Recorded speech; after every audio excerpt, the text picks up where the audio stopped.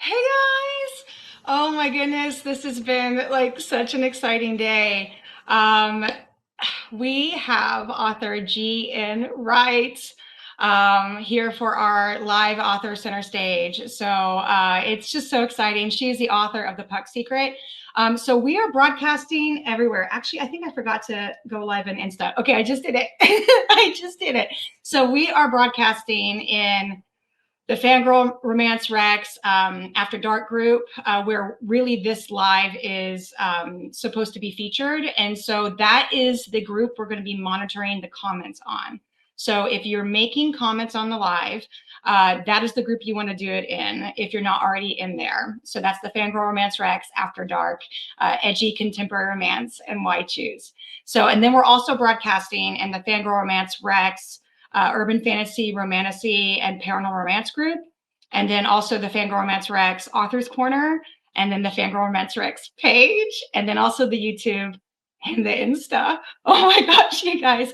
And like, just to throw a wrench in this, like Facebook changed its streaming APIs, so they don't stream the same way. So it was like a complete relearn to get this to work right today. So luckily, I think we're good. I think we're streaming everywhere, but just bear with us with any hiccups that we might have. So, okay. So what we're going to do is I have GN waiting in the studio to come in. And we also have Amy Reynolds, who is on the FanGrrrl team. And we also have Holly Edgerton, who is also on the FanGrrrl team. And we just love the Puck Secret. Like, we just think it's fantastic. And so I reached out to GN and I said, would you do a live with us and talk about the Puck Secret? And she was like, yeah. And so that's why we're here today. So we're just here to talk about it and talk about GN and what else she writes. And if you guys have questions, like I said, comment in the After Dark group, and we'll be monitoring those comments, and we'll be asking, throughout the live, off and on. So, okay, without much further ado, I'm going to pull in everybody. So here we go. I'm going to pull in Holly. Here comes Holly. Hi. Hi. Okay, I'm gonna pull in Amy. Here comes Amy. Hey guys. Yay! All right, and then our woman of the hour. Are you guys ready? Drum roll, right? Everyone. Okay, here she is. Hi. Hi. I appreciate the drum roll. Oh yes, of course. Of course, we give you a drum roll. How are you doing? I'm good. Yeah. Excited. Yes. Scared I'm going to spoil some things because I always am known to give spoilers when I get asked questions on stuff like this. So, trying to keep my brain in check to not ruin any books. Well, so we can do like baby spoilers. We can do like baby I don't know spoilers, the meaning but of the nothing... word baby spoilers.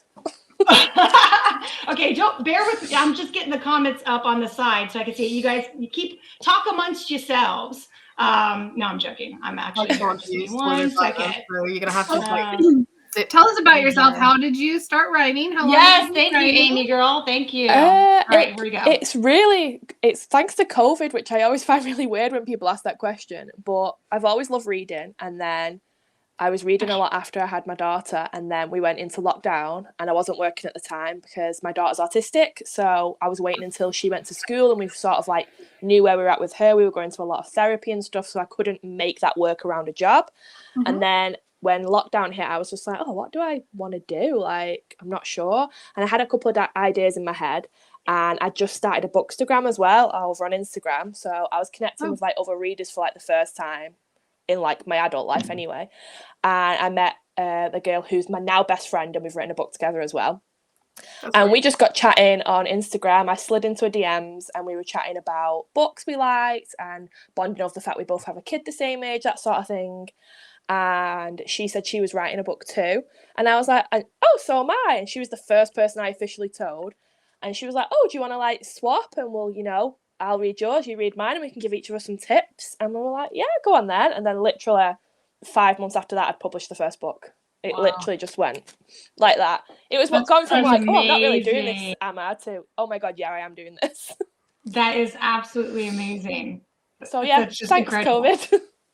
Yeah. Well, there are some good stories that came out of it, right? Yeah. Like that. I don't think I would have took the plunge because I wouldn't have had the time to like sit and just, enjoy that time at home without worrying about other stuff. But I was, and here we are.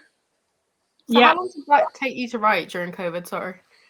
Girl. I would say it's like that 5 months, but like I say, I think I've learned a lot since then. Like, so then it was very much, actually it's not even then, I still do the same now. So the way I write is I'll write 5 chapters, I'll plot the book, and then I'll write 5 chapters.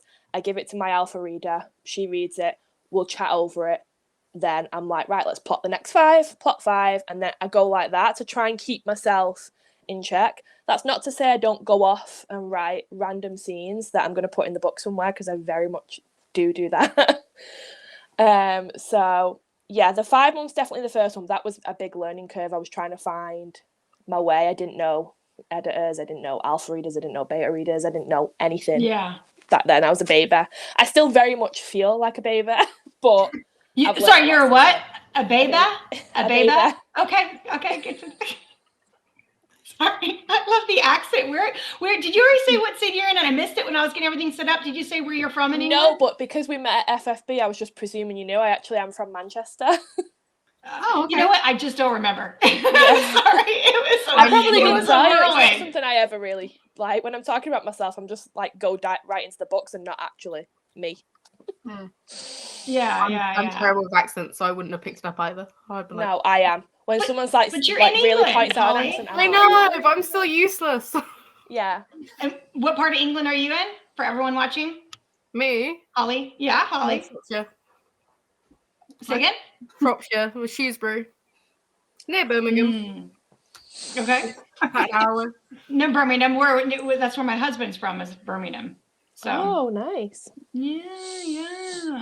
So I first heard, the way I heard about you, GN, I should say Gabby, right? Because that's what you like to be called, Gabby. Yeah, you can call me Gabby. Yeah. So I first found your book because of Fiction Fans and Ball Gowns. So. Right.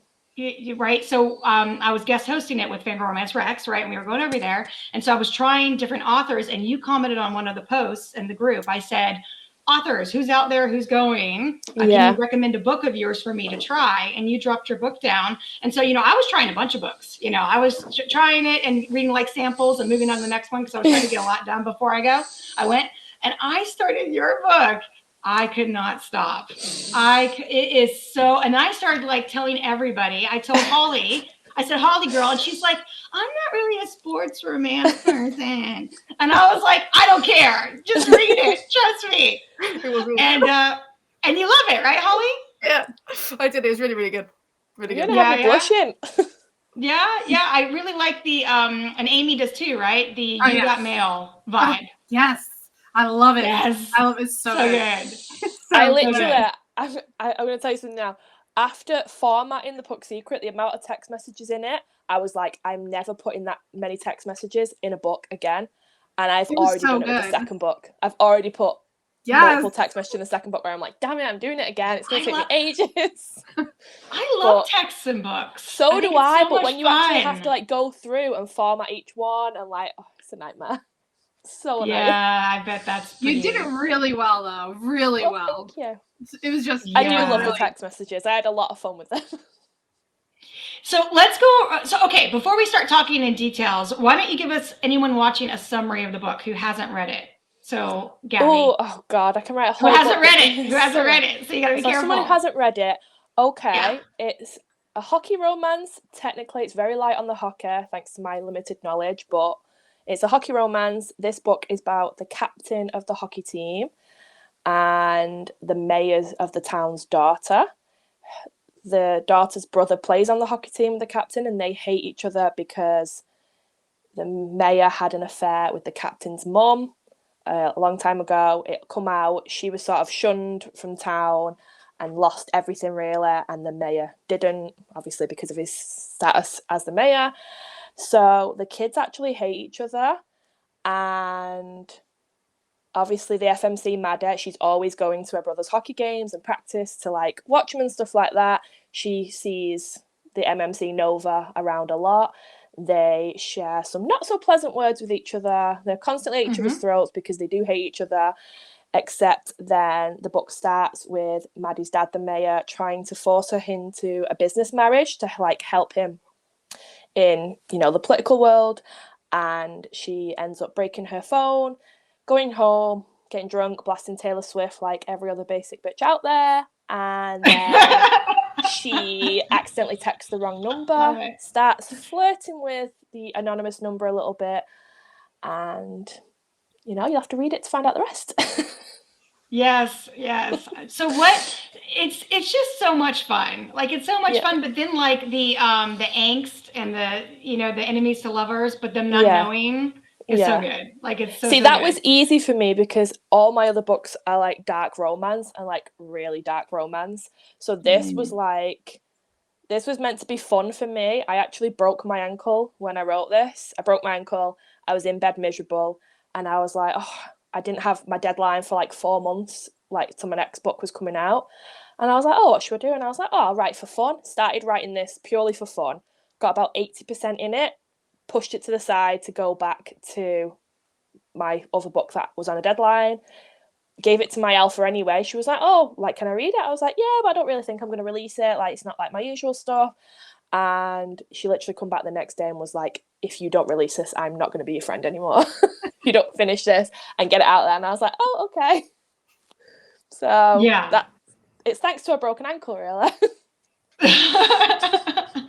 Well, it's so good. It really, I mean, like I said, I was reading a lot of samples for FFB, and like there was a urgency, right, to get through all these books. But when I got to your book, I finished it. I didn't stop at the sample and go to the next one. I was like, oh, just and for me, like, I really at the very beginning, and I'm not going to say this because I don't think it's a huge spoiler, but the very beginning when they're at the party.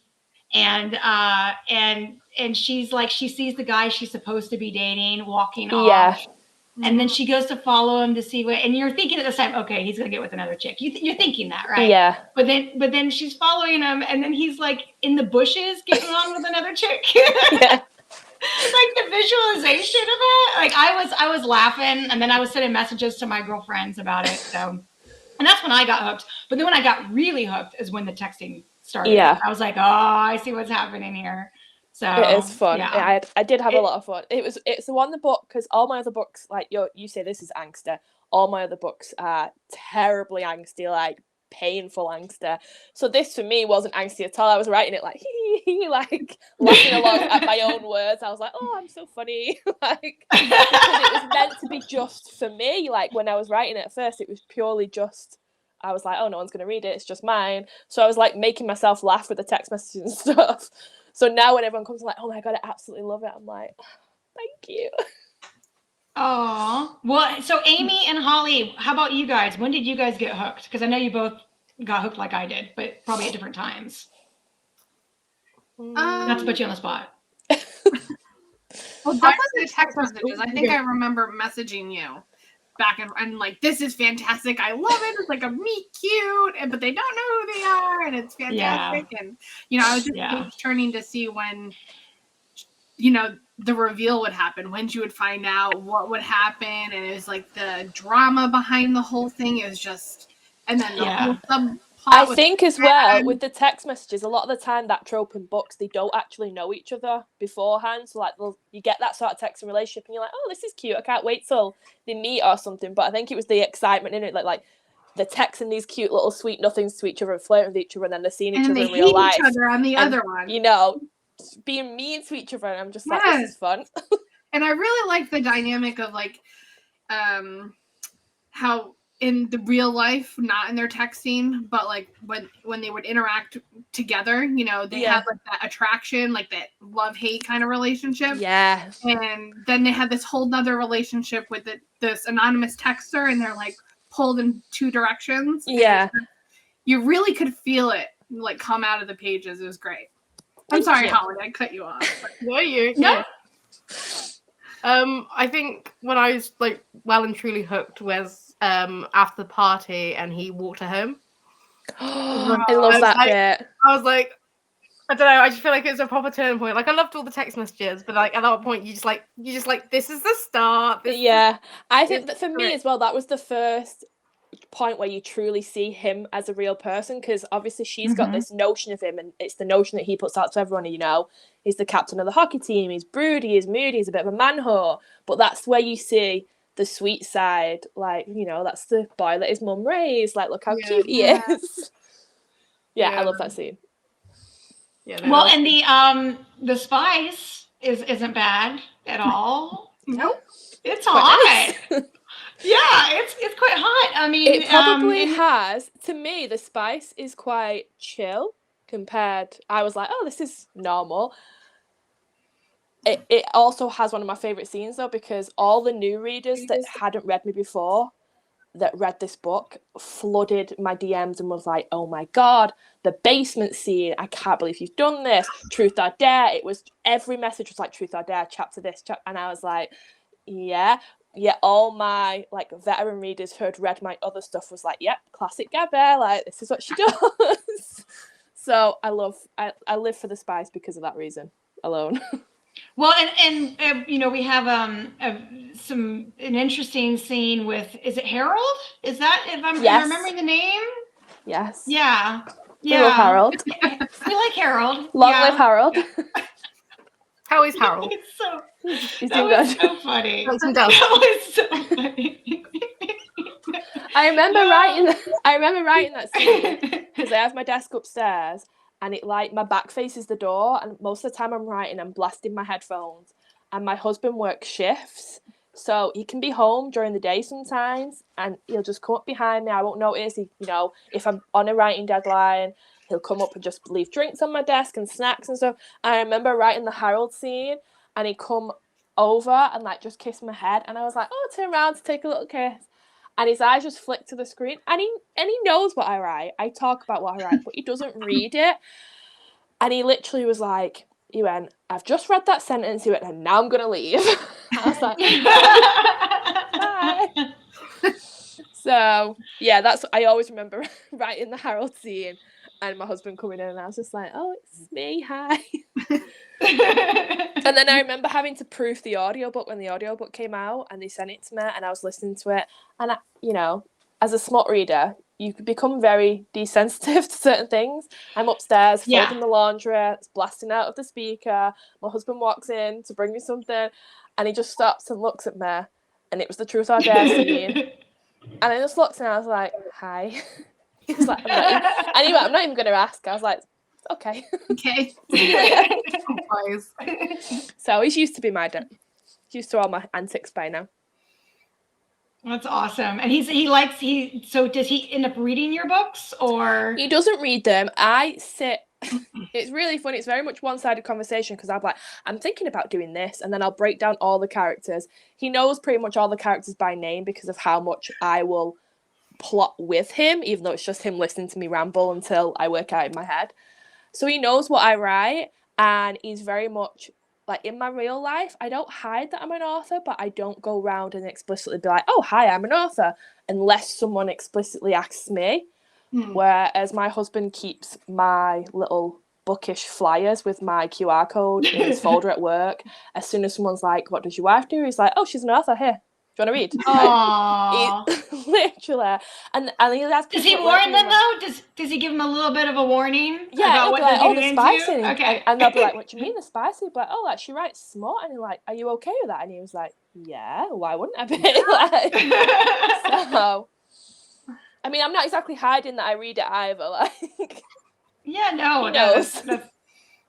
So I actually have a really spicy novella, which is like a one-night novella. And that's the only one he's flicked through, and it was only because I was making TikToks with it one day, and it was stuffed down the side of the sofa, and he sat down and like pulled it out and literally just went like that, and I just seen his eyes go, and then he just put it down. But that one has like the most feral smut in it, and I was just like, of all the ones you have to pick up, it has to be that one. Murphy's Law, right? Is the way it works. So so there's a scene in The Puck Secret where at one point I was thinking, is this a why choose? No, I'm just because I don't like that. Because I don't read. I think Amy, I know you're with me on this. We both we don't read blurbs. We just go in blind for books. Holly does read blurbs though. I hate blurbs. I don't read blurbs. You shouldn't read blurbs. No one calls them. Yeah, you hate them. A lot of authors do hate them, I find. Yeah. I've just had to write the blurb for the second book, and so I could give it to the cover designer. and it took me like 3 days to write it, and it's like basically one little paragraph on the back of a book, and it took me so long, and I was just like, oh, this is the worst. Hate it. It's a tough. It's like how much do you say? How much do you not say? How much do you you need enough to hook them in, but enough to spoil it. I'm also the same with like trigger warnings at the beginning though on the author's note, because I don't want to be spoiled. I'm just like slipping right past it. I'm Me like, too. Nope. Yeah. And then something if you don't happened, have triggers, then you don't need to worry about it, right? Yeah. You don't have any triggers. Yeah. No. I I've not come across any that have been a hard triggers. limit for me anyway. There's been some that have, widened my eyes a little bit, but none that have like made me slam a book shut. So we're doing all right. Yeah. Well, there are never mind. I'm not going to go into it. There. I have heard about a few that out there that I don't know. I've never tried, but I don't know. I told you I just read a book that I was like shocked by because it's been a long time since I read a Oh yes, that's right. That's right. Non-consent like RAPE scene on page. Yeah. Like, on page, and I was like, oh, and like it wasn't like it didn't take away from the book or anything. I read it. I was like, okay, I wasn't there for it, but I was like, it's been a long time since I've been shocked on a trigger before. Like I read it, it was fine. I enjoyed the book, but I was surprised by it. Yeah. Well, because it was contemporary romance like, too, right, Amy? It wasn't usually it's like the fantasy stuff that isn't as surprising for some reason. I don't know why. Yeah, this We're one talking was about that, right? This was a contemporary, so it was true. Like I deal with a lot of foster kids who have like gone through a lot of like trauma, so it felt true. Like the experience on page, and I was like, it's almost like you couldn't tell whether or not the author was writing from experience or from like someone she knows experience kind of thing. And I think that was what the disturbing part with it, because there is a difference between fantasy, paranormal, where there is an element where you just know it's fiction, and then there's contemporary where there's a blurred line where it's like it's fiction, but it's like real world. Yeah. I don't know if that makes sense. It does. No, it makes it, and if you haven't read one in a while too, then I guess it can be jarring, But we do get jaded at the same time, right? Like on the opposite end of it, we do get jaded when we read so much of this stuff. Oh, I question my life choices many times when I read these books. Okay. Exactly. Especially if someone else asks you as well and you're explaining, like, I've just read this book, and they're like, what was it about? And you're like, it was this. And you just see their face be like, and you're like, you're probably not the person. It's not real life. It's not real life. When people want to wreck, they're like, oh, what have you been reading recently? What do you think I would? My mom asked me that the other day. I was like, My mom has a thing, like every time I release a book, she wants to be the first person to get a copy. So I always order the first copy and give it to her, and it goes on the shelf. She does not read them. She said she opened the first book that I did, and she was like, read the prologue, and she was like, it's a bit too dark for me. And I was like, all right, that's fair enough. And then when I did my second series, I was like, this one's really dark as well. And she was like, but this is about a motorcycle club. I like motorcycles. And I was like, how do I tell my mum that there is a group sex scene in the prologue of the first book? Is that your is that the first book, Distrust? Yes. That's the series I've read. Sorry. Yes. But like, how do you tell your mum that? And I was like, you're probably not going to read this one either. And she literally opened it, read the first sentence, and was like, I'm out. I was like, it's okay. It's fine. I forgive you. Understandable. But that's really sweet that you give your mom the first copy. She loves having them. I love it. It's so sweet. Yeah. Do you not feel like she doesn't read it, but it's like she knows that she had the first one. She's she's the same as my husband, though. She'll be like, she's an author. Tells everyone. She's like, she's an author. And I'm like, thanks, Mum. Love you. That must make you feel so warm and fuzzy. That's so nice. It is nice, especially because not just like, she doesn't just hype up the fact that I'm author. She'll also be like, you work so hard. I'm so glad you're working for yourself now. You're doing so well. So it's like that kind of pride as well that gets me like all warm and fuzzy, because I lost my dad when I was really young, so it was just like me, her, and my sister, and she was always out at work. And I think as a kid, when you've got a parent that's always at work, you don't understand it as a child. Whereas as an adult now, I'm like, wow, the sacrifices you made, like for me and my sister to have the childhood that we did. And now not only do I get to work for myself, but I get to be there for my child as well, where she had to miss out on that. Like, she's always like, I'm so proud of you. And I'm like, okay, I'm going to cry. So she deserves the first copper.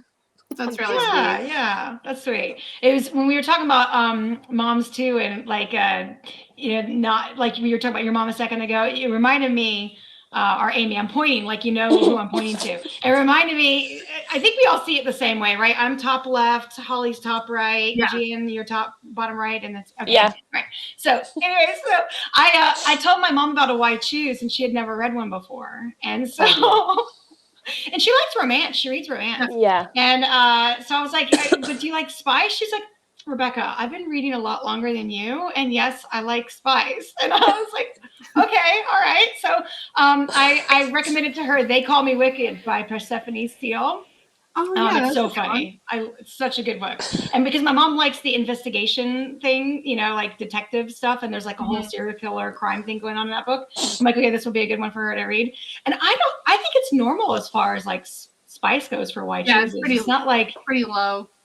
Yeah, it's not like, 80% spice or anything. It's just a few scenes here and there. I think that's always wary as well, though. Like, your scale of spice might be completely different to someone else. And you're like, oh, it's not even spicy. And then they read it and the jaw drops and you're like, oh, okay. Sorry.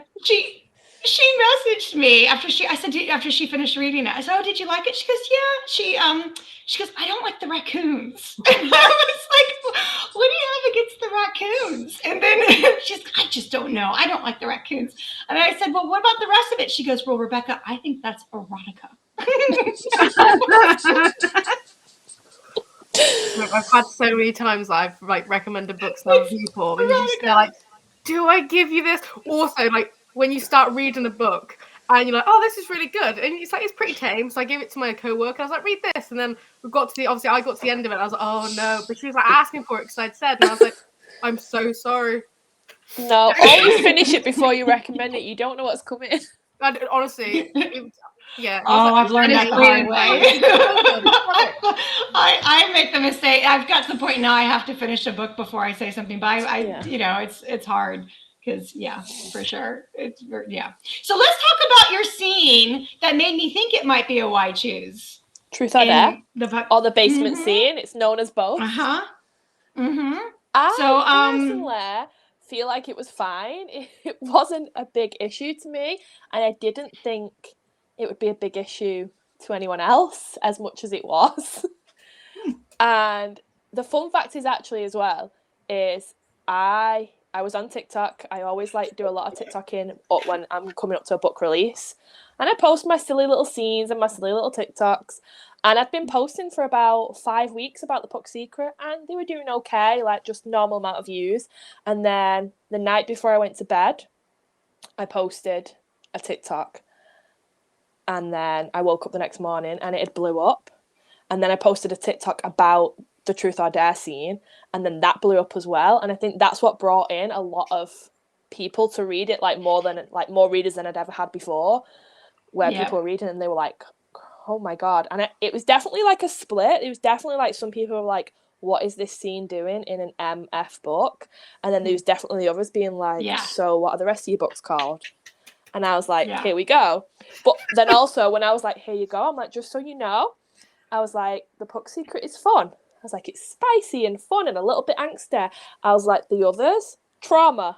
I was like, read the triggers. I was like, make sure you know your limits before you go into these ones. It's like, people are very sad in those ones. They're not having fun like in this one. There's not silly little text messages. Like, read the triggers. So it definitely created a clear divide.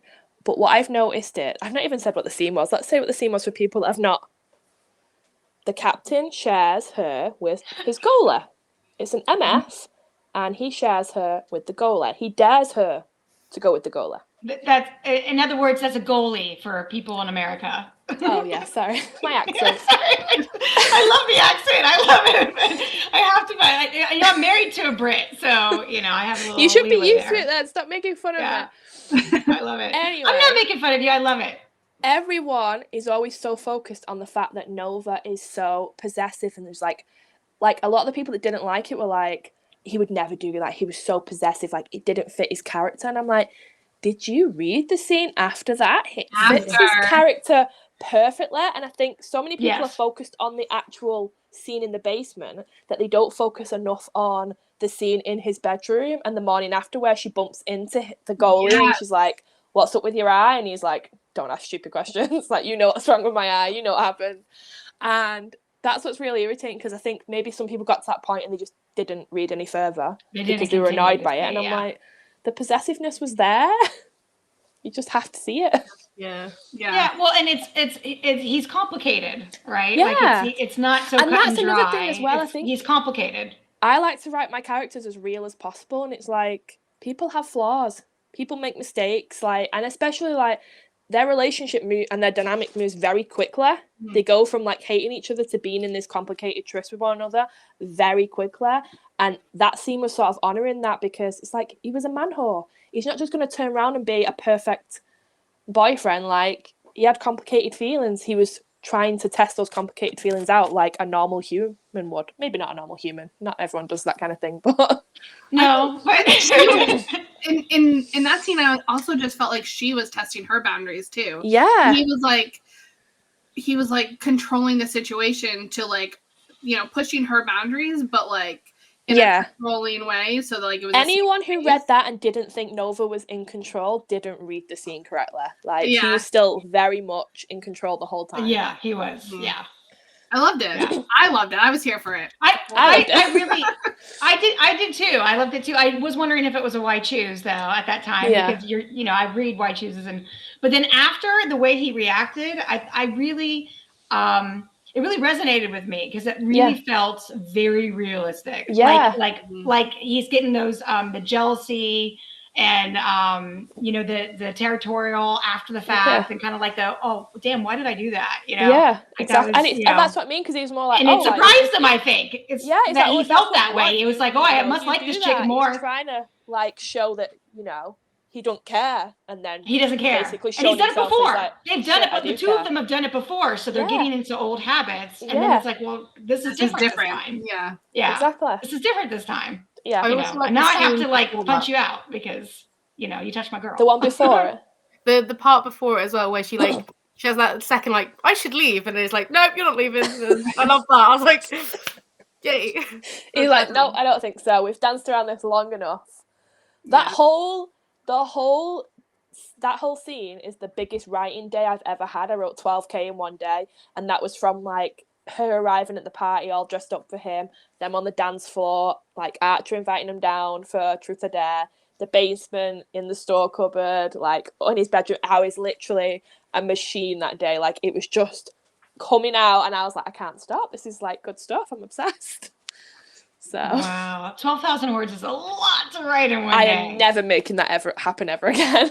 A lot to write in one day. Like for people so it's really kind of funny because for people watching, right, readers, we talk about page counts, right? For us, like page counts, but authors talk about word counts when they write, because people say to me all the time, how many pages is it? And I'm like, don't know. I have no idea. I have no idea how many words it is. I can tell you how many words it is.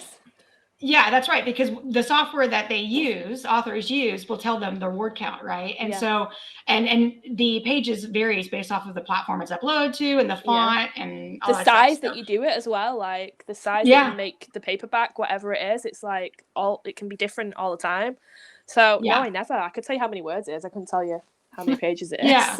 So just to give an idea, so 12,000 words in one day. What would you say a typical contemporary romance novel is word length? My aim is usually 100 to 110,000.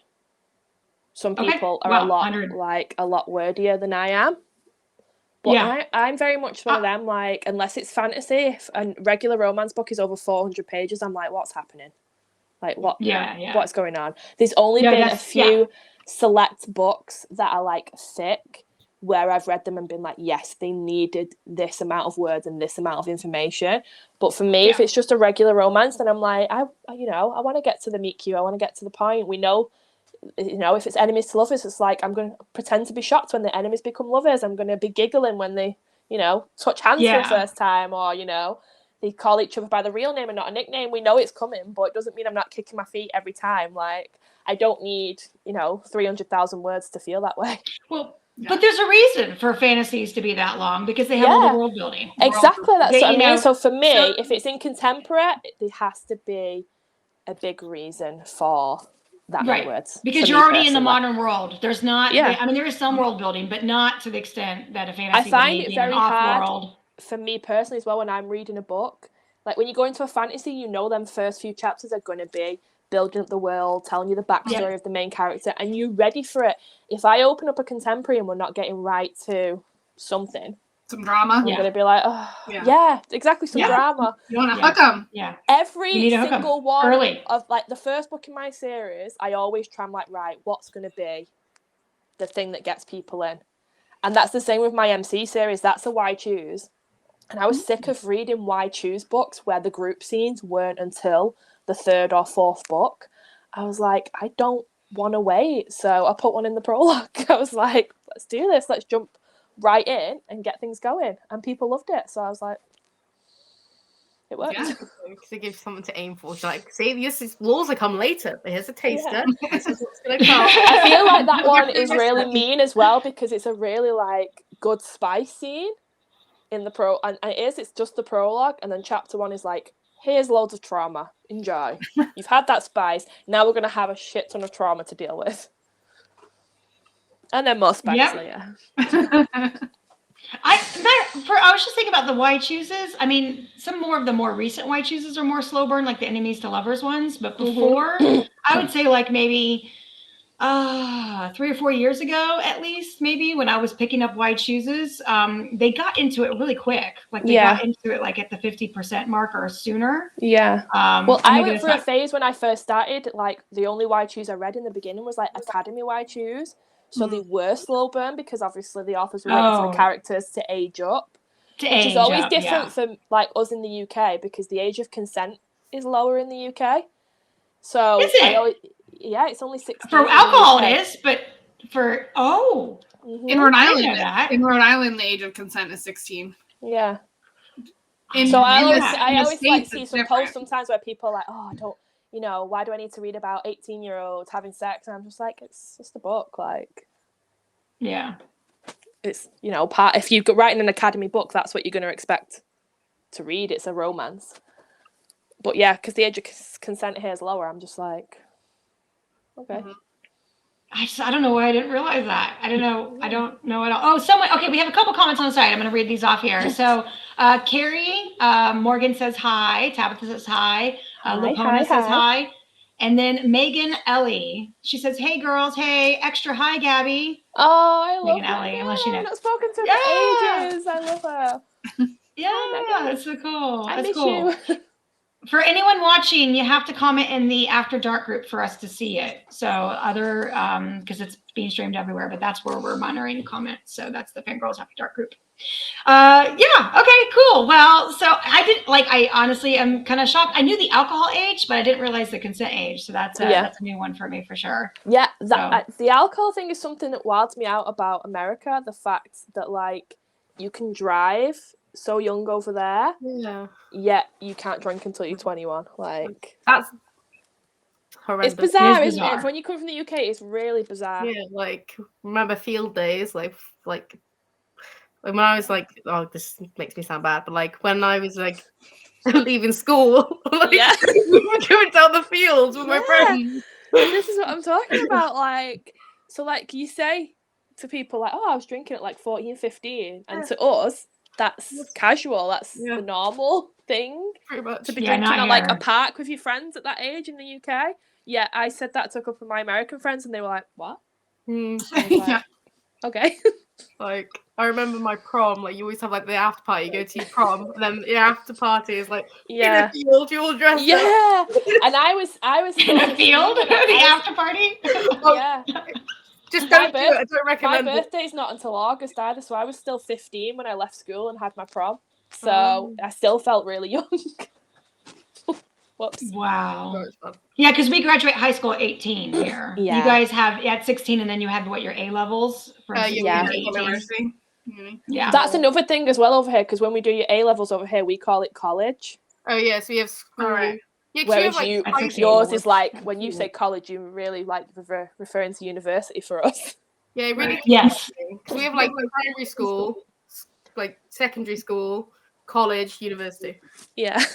Yeah, for us, college and university is just a different name for the type of institution. Here they're actually different though. So college here is like doing your A levels between 16 and 18, and then university is usually 18 to 21. Yeah, so they're the same ages over here, 18 to 21, but they actually do mean different things. Like a university tends to, the way I think of it, Amy probably knows it better than me. She always knows these things. She's like Miss Trivia woman. She's like, no. But university is bigger, right? Like there's a lot more students. It's usually funded by the state. Yeah. You know? Whereas colleges are like more, and usually smaller. Yeah. So I went to a little college in North Carolina. It was like 800 kids went there. That's crazy. Yeah. And it was like we would walk into the cafeteria and everybody had their groups. It was a lot like high school, but now in college. But this time, like everyone was nice. It wasn't like cliquish, like people would wave and stuff. But they still had, and all the different, like the lacrosse team sat together, the soccer team sat together. If we had a hockey team, they would sit together. And so like when you're, sorry, go ahead, Amy. No, sorry. I was gonna say I went to an all-girls high school, and it was like a max capacity of 200 in the high school. Yeah, I went to a really small high school. It wasn't all girls, but it was really small. Yeah, so we didn't have like sports teams. So I think that's why I like universities too. So that people are like, I'm like, hockey team, cheerleaders. I'm like, we didn't have any of that. Like that's crazy for me now when I'm like writing sports and stuff, like trying to get in the mindset of how important college sports is in America, because that's just not a thing. Yeah, it's huge over here. It's huge. I think it's that's insane. why those sort of books as well, because my brain just doesn't get it. Like you have like football, don't you? You have like football. That's probably the main thing, but it's like it's not really a big thing unless you go off to do it. But that's like it's like separate. It's not like someone comes to tryouts. I'm like, you should get like what is a scholarship? Like what? No, it doesn't happen over here.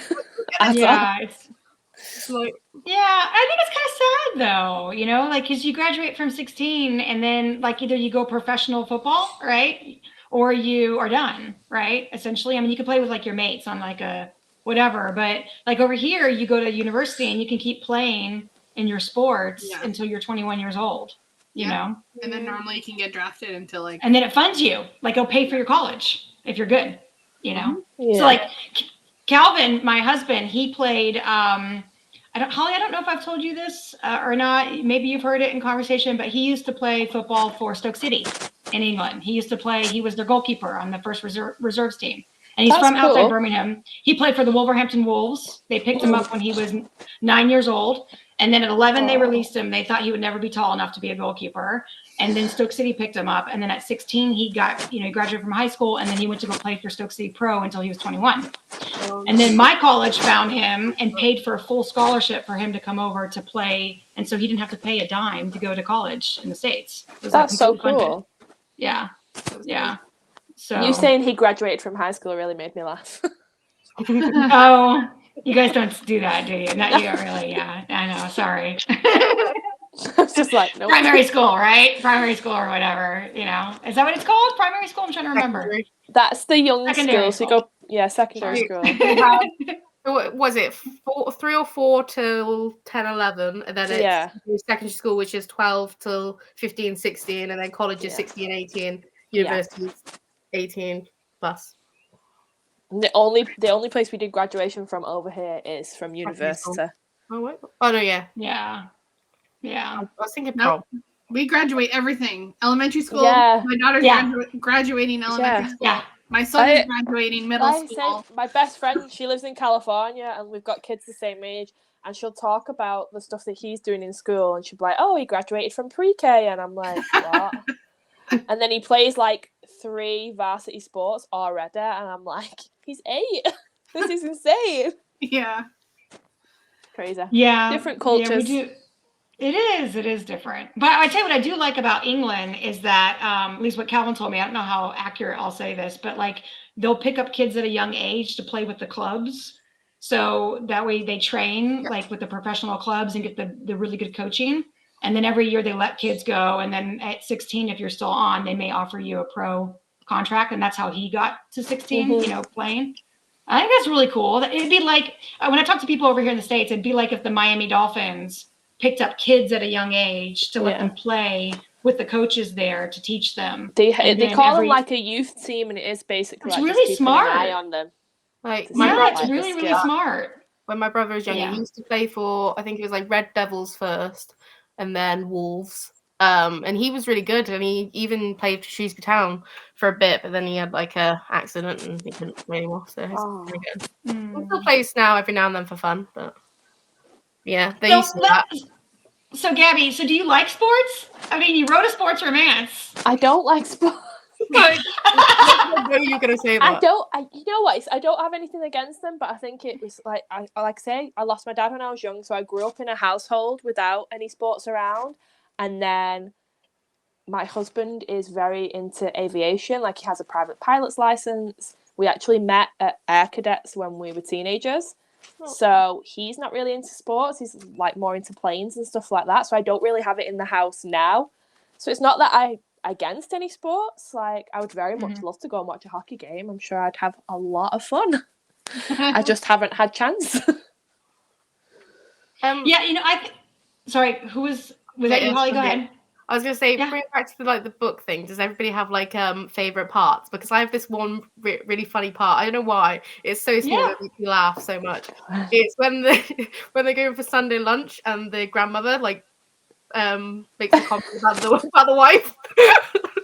I always love having like unhinged little side characters just like making comments like that. So I'll tell you my favorite little part is Rain offering him a cup of tea when he's really, really drunk. You're British. Because I wanted to get that in there because obviously I've made him like he's half British, like one of his parents are British.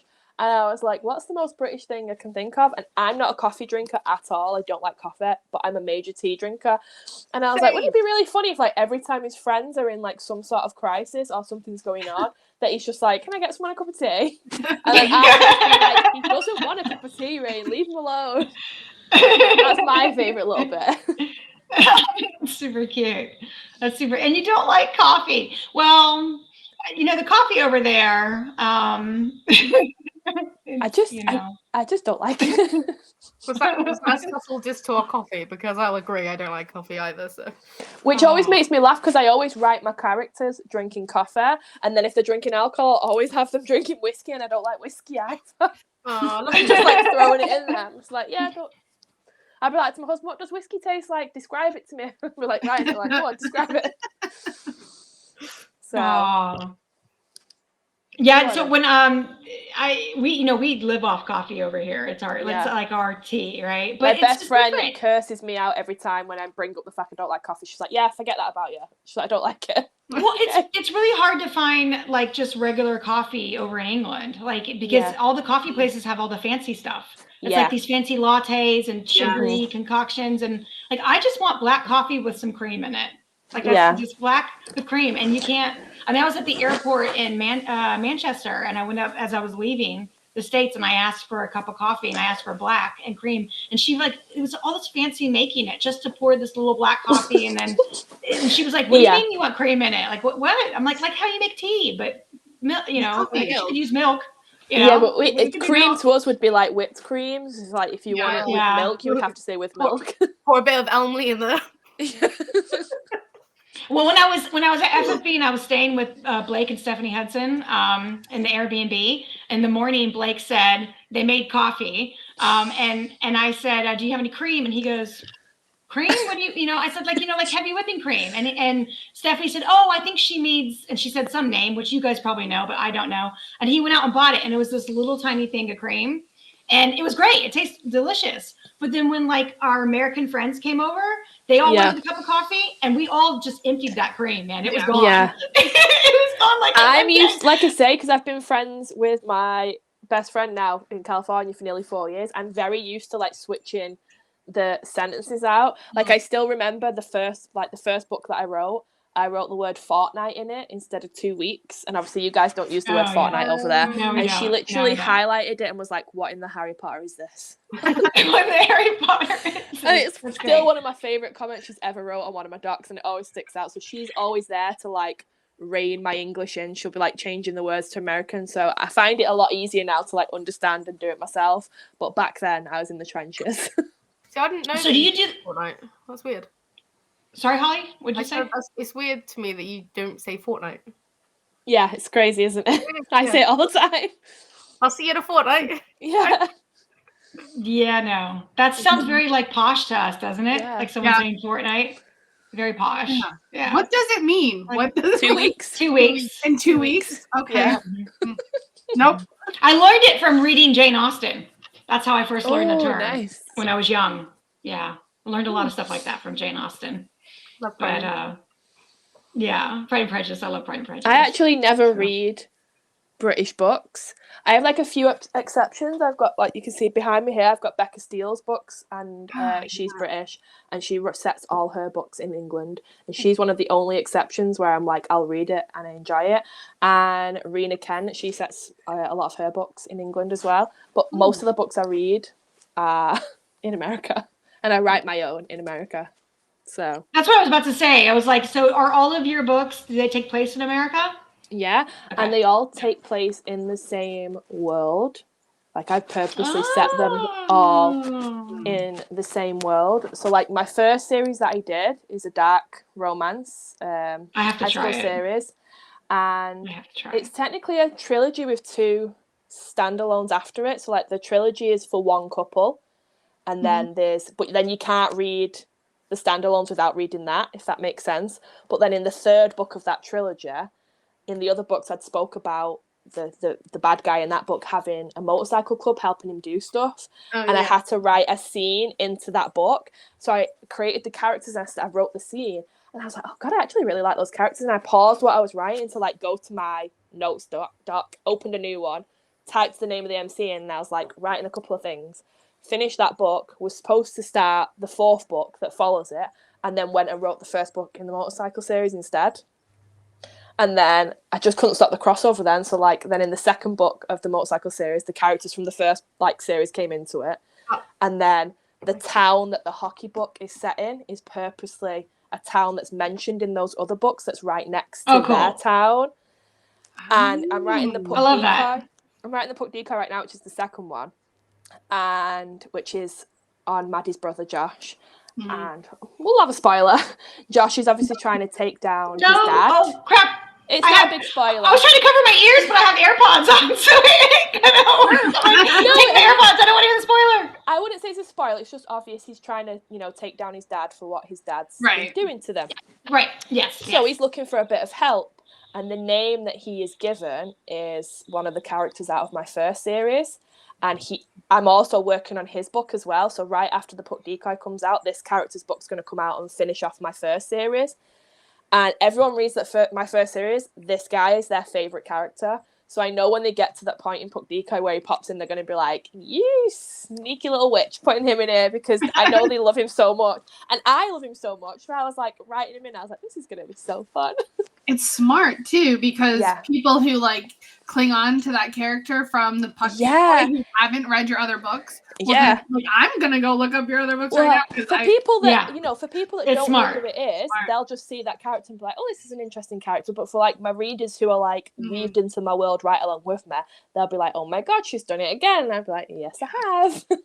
See, there's also a character in the Puck Decoy that's coming up that is a future FMC for another book. I'm not going to tell you who the character is or what the book is, but for people who are weaved into my world, particularly who've read the MC series, they're going to read that and be like, oh, okay. I can't help myself. I tell myself I'm not going to do it, but I do it all the time. And it makes it harder because then when it comes to writing those books, I have to go back and read certain scenes for what I've already wrote and be like, right, what did I say about this character? But I can't help it. I love it. I love doing it. Well, you are you are just such a fun person to talk to, by the way, Gabby. Like the book, it's so refreshing to have a book that's as good as The Puck Secret that we can all fangirl over. But then also getting you on the live, like you're so entertaining. I'm just thank you. Usually like everyone's entertaining on a live, but usually it's me. And I'm I can just like listen. The Let me just sit personality here I and just created listen. just for you guys tonight. I love it. It's great. It's so nice. That's what so makes much me fun. laugh as well. I've been like writing the Puck Deca, and my alpha was reading it, and she was like, "Oh my god, I absolutely love Hala," and I'm like, "Thank you." And she was like, "No, you don't have to say thank you." And I'm like, "No, thank you, because I'm basing her solely on myself." So thank you. I was like, "She is me." That's cute. That's so cool. Well, you are so much fun. You must have tons of girlfriends. Do you have tons of girlfriends? No, you must draw them like magnets, man. Believe it or not, I am a huge introvert. Autism. No. So, no, yeah. This is like an hour of time where I'm like, yeah, I can be fun for an hour. And then the battery dies. Then you're going to decompress. Yeah. And then I'm checked out. I'll need 3 to 5 business days to recover. Well, we thank you. Okay. So, Gabby, we need to know, Amanda Starr is asking the name of your first book for her to go download. I'll tell you, and look how prepared I am. Oh. Yes. All right. So we only have a couple minutes left. So give us all the deets. Like this is Revival the King. It's a dark romance. Like I say, there's 3 books that are focused on the first couple, Marcus and Elle. And basically they are childhood best friends. And then they live in a town that is built on secrets and blood and lies. And something happens to Elle in the prologue when she's 14 and she runs away from town. Marcus doesn't know where she's gone. He thinks she's betrayed him. And then she comes back when she's 18 to get revenge on all the people that hurt her. And they're sort of enemies at that point.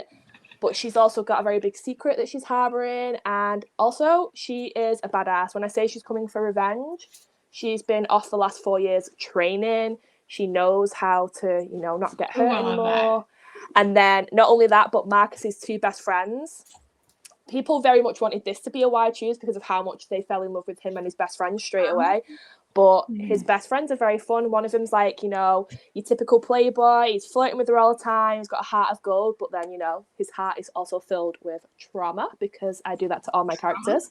And then his other friend is like your clever, silent, brooding hacker type boy who is also filled with his own bout of childhood trauma that he doesn't talk about. Not yet, anyway. So that's Revival of the King or the Black Carol. Revival of the King. Sounds great.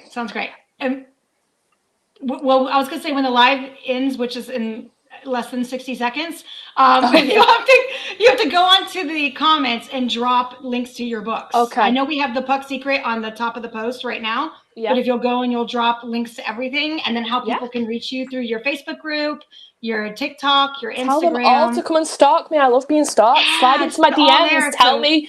My favorite thing is when literally like I'm reading this and then they start like sending me screenshots of where they're up to. I'm like, this part. I'm like, I eat that up. I love it. So come and read all the books. Come talk to me, make friends. Yay! Well, thank you so much for coming on. We really appreciate it. This has been so much fun, and it went by so fast. I know. It really did.